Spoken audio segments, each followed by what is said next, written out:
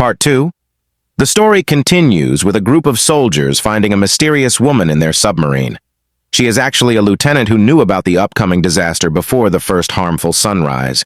She had been running from soldiers who were trying to kill her but managed to stay alive for a long time. The leader and Olivia capture her and hurt her to make her speak. In the place where everyone lives, Felix discovers a small, hidden space under a bed. He realizes that the woman had been hiding there for a long time. When he tells the leader, the lieutenant finally starts talking. Her name is Hattis, and she worked as an intelligence officer at Incirlik Air Base. She learned about the dangerous sun and looked for a safe place, which led her to the submarine. She's been hiding in a secret part of the submarine, watching everyone. She knows a lot of things, like Felix having bad dreams, Rana betraying a co-worker to join the submarine trip, and other secrets about the people there. When it's just the commander and Olivia in the room, Hattis says that the chief was keeping secrets because she overheard him trying to talk to people outside. Olivia doesn't want to believe her dad would lie to her, but Hattis thinks she's being naive. Hattis also brings up Victoria, hinting that Victoria might know things they don't. This surprises the commander and Olivia, and they decide to watch Victoria closely to see if Hattis is right. They also search the chief's room and find his diary. In it, he has marked out the names Arman, Felix, Benson, and Rana, but Victoria's name has a circle around it. This makes them even more suspicious that Victoria knew about the disaster before the rest. Meanwhile, Victoria sneaks into the airbase's information room and tries to use a database. She attempts to contact someone secretly but doesn't succeed. In the submarine, two soldiers become ill and start throwing up. Benson looks into it and figures out that the food they got from the base made many soldiers sick. He tries some of the food and explains to the commander that the sunlight has altered the food at a basic level, making it not nutritious. They think canned food might still be okay to eat, so the soldiers go to find as much of it as they can. The commander and Olivia realize that Hattis could be really helpful because she knows how to use the Army's computer system. If there's anyone else alive out there, they might be able to talk to them with Hattis's help. While everyone is busy searching for food, Victoria and Benson have a fight. Benson is acting weird because of some pills he took. He's struggling to speak and keeps arguing with everyone. Victoria realizes he's having mental health issues and asks Arman to talk to him. Arman tries to help, but Benson seems to have given up on living. At the same time, Hattis and the commander are checking NATO's computer system for information about Victoria. They are surprised to find out that Victoria once worked with NATO on a project about creating living spaces for humans under the sea. The commander thinks this can't be just a coincidence. He goes to talk to Olivia about this, but they are interrupted by a noise from above. An airplane is flying in the sky, which shocks everyone. Hattis figures out that the plane has been flying west since the disaster to stay in the dark. She tries to communicate with the people on the plane and learns they are Russians trying to reach a space station. Later on, Arman, Victoria, Rana, and Felix find a place full of canned food. They are happy for a bit, but then they realize that the sun has also spoiled the canned food. They have only 30 minutes to get back to the submarine before it goes underwater again. Victoria and Benson take a break by the sea. Benson talks to Victoria about his mental health issues and feeling like he never really fit in this world. He's tired of living and wants to see the next sunrise. Victoria tries to persuade him to come back to the submarine, but he doesn't change his mind. In the next part of the story, the submarine is deep under the sea. Arman notices Victoria is distracted and asks her what's wrong. She tells him about Benson and how she couldn't make him choose to live. Arman panics and wants to go out to save Benson, but Victoria stops him. They both cry, grieving the loss of their friend. Outside, Benson bravely faces the sunrise, accepting what will happen to him. The next night, when the submarine comes up to the surface, Arman rushes out to find his friend. He is shocked and saddened to find Benson's lifeless body. Arman hugs him and cries for a long time. After morning, Arman goes to the control room where Hattis is. She has been tracking the airplane they saw the previous night and finds out it landed in Bulgaria near a dam.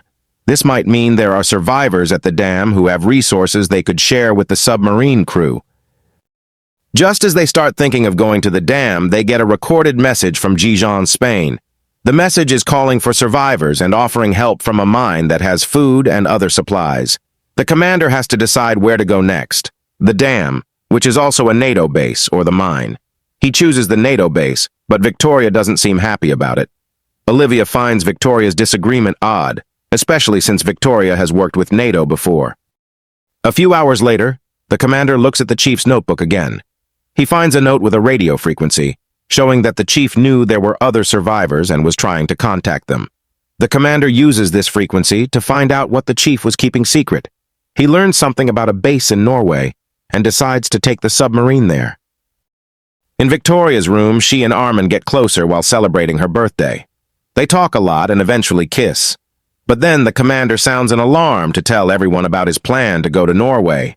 Victoria argues against it, saying Norway is too far, at least 10 days away. They are low on food, and they need to find a place with plenty of it.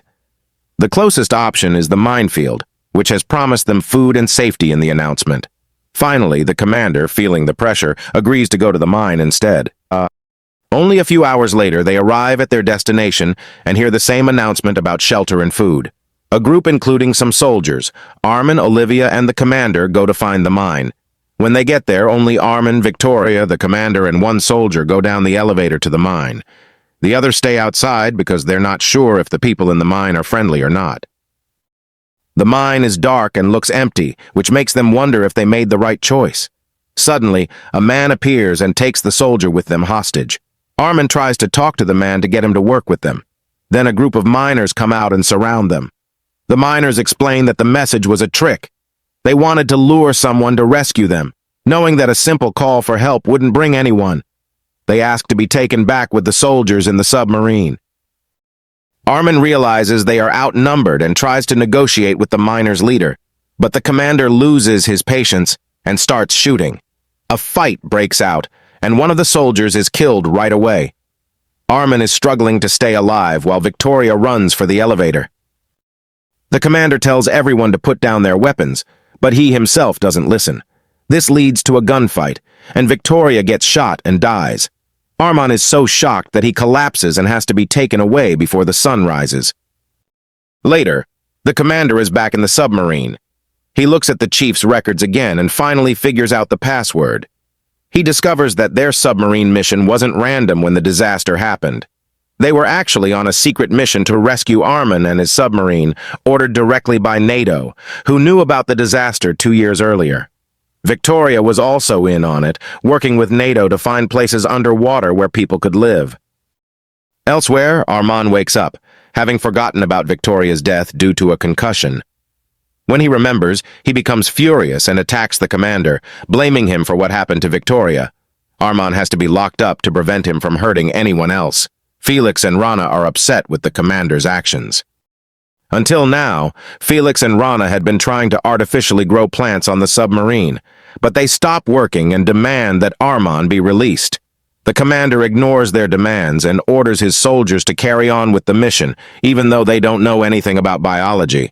After a day, the soldiers realize they can't handle the plant-growing process and really need Felix and Rana's expertise to survive. Meanwhile, Olivia visits Arman to tell him about Victoria and her knowledge of the disaster. Arman doesn't believe her. He thinks the commander is just trying to split the group to keep his own power. Arman plans to prove his point and asks for a private talk with the commander. During their confrontation, neither man is willing to give in. Arman proposes a deal. He'll get Felix and Rana to work again, but in exchange, the commander must agree to leave 2 of his soldiers behind at their next stop. At first, the commander doesn't want to, but he finally agrees to leave Altus and another soldier behind for the good of the rest of the crew. Right after he agrees, Arman shows that their talk was heard by everyone on the submarine because he broadcasted it. The soldiers hear their commander agreeing to abandon them. This makes everyone support Arman, and they ask the commander to step down. When he won't, they lock him up in a room. Olivia takes over leading the submarine and its crew. She looks at her father's records and sees that the commander was telling the truth about the mission and Victoria's involvement. Arman still has doubts and asks Olivia to call a number from the database. The call is answered by an older man who turns out to be Arman's father, a millionaire who planned the whole expedition. He was one of the few who knew about the coming disaster and was prepared. He also sent Victoria to Arman to persuade him to join her on the submarine, saving his life. Arman's father reveals he's on an island in the Indian Ocean, safe with plenty of resources. He ends the call by inviting Arman and his group to join him on the island. Arman needs a moment to process everything that's just happened. While the rest of the group is happy to have found a potential safe place with his father, Arman doesn't fully trust his dad. Before going to meet him in the Indian Ocean, the team plans to visit NATO's headquarters, hoping to find equipment for growing seeds artificially. Olivia thinks they might not need the seeds if they reach Arman's father's place, but Arman insists on having a backup plan. Next, they arrive at the NATO headquarters, which is located at a dam. Rana and a soldier go to search for seeds, while Arman looks for any survivors inside the headquarters. Meanwhile, Alta spots a missile heading towards their submarine and warns everyone, causing panic among the soldiers. Outside, Arman encounters a man aiming a gun at someone else. The series concludes with Arman intervening, only to be shot himself. He falls to the ground, reflecting on all the events of the past few days. Subscribe to see more videos like this, turn on notifications, and leave a like to support the channel. Stay tuned for the next series. Thanks for watching.